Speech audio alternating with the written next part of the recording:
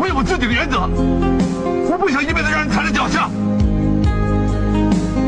你以为我是臭要饭的？我这3年就是想。সাতুনে হান্নানা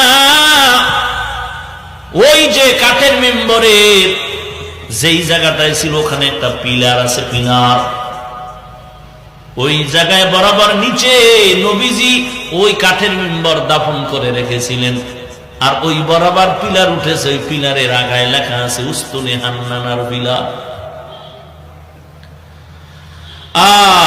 নবীজির বিবি উম্মাহাতুল মুমিনিন আমাদের মা আয়েশা রাদিয়াল্লাহু আনহা, তিনি যে একটা জায়গায় বসে বেশি বেশি ইতিকাফ করতেন, ইবাদত করতেন, ওই জায়গায় একটা পিলার দাঁড় করানো আছে।